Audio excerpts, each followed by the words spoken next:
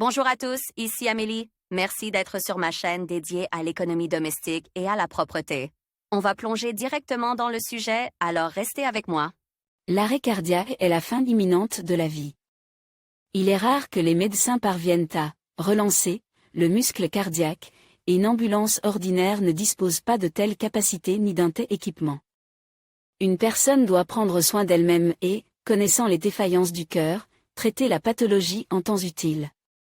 Les dysfonctionnements cardiaques sont facilement confondus avec d'autres maladies en raison de leurs symptômes. Elles se manifestent par une détérioration générale du bien-être, semblable à l'exacerbation de maladies somatiques existantes.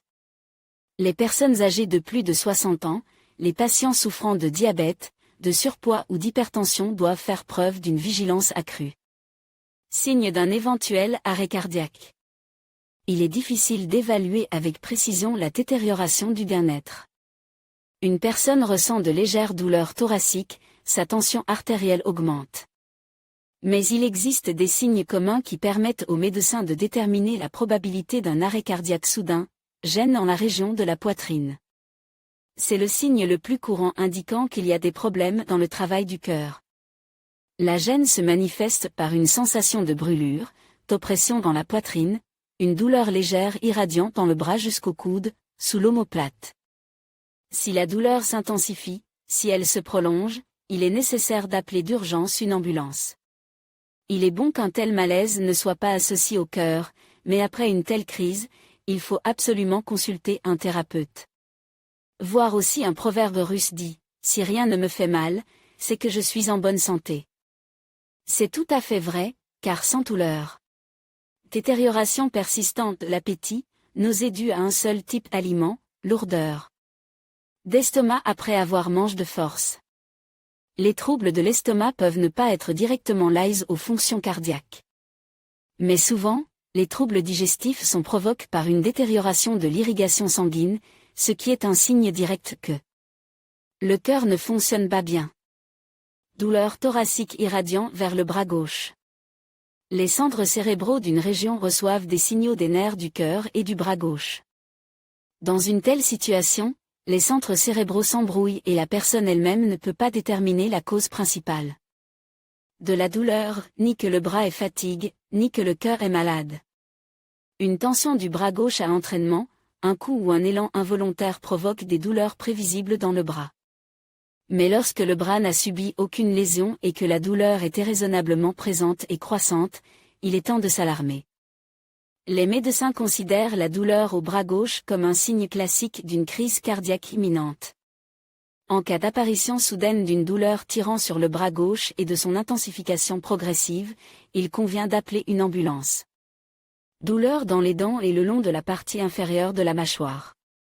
Les centres de la douleur du cœur et des dents sont situés dans la même zone, et le cerveau confond souvent ce qui fait exactement mal et donne des informations erronées à la personne. Les douleurs aux dents et à la mâchoire ont souvent leur propre étiologie, début de pulpite, rhume dû à des courants d'air, troubles de la colonne vertébrale cervicale. Dans tous les cas, il est nécessaire de consulter tous les médecins, soigner les dents, l'ostéochondrose cervicale, demander l'avis d'un cardiologue. Voir aussi le corps humain peut se détériorer de manière imperceptible, et les habitudes habituelles peuvent avoir une influence sur ce phénomène. C'est pourquoi brève crise de vertige, perte d'orientation dans l'espace. Les raisons peuvent être multiples, faim, mouvement brusque. Mais lorsqu'un tel état hante une personne indépendamment de toute autre raison, il est logique d'en parler à un cardiologue ou à un thérapeute. Ces troubles indiquent que le cœur a du mal à pomper le sang, ce qui perturbe la circulation cérébrale. C'est déjà le signe d'un début d'accident vasculaire cérébral. Une sensation de fatigue constante. Elle survient lorsque la circulation sanguine générale est perturbée. Cela affecte les organes internes, dont les tissus ne reçoivent pas suffisamment de nutriments et d'oxygène. Le corps commence à réguler lui-même la circulation du sang, en le dirigeant vers les organes vitaux que sont le cœur, le cerveau et les poumons. Ce sont les bras et les jambes qui souffrent le plus. Il devient difficile de se déplacer, d'effectuer des tâches quotidiennes simples, de monter des escaliers. Lorsque cette affection dure plus de quelques jours, il est temps de consulter votre thérapeute local. Voir aussi dans le rythme rapide de la vie moderne, une personne n'a pas toujours assez de temps pour se reposer. Les travailleurs attendent avec impatience les week-ends. Gonflement des jambes. La perturbation de la circulation sanguine entraîne une altération de l'écoulement lymphatique.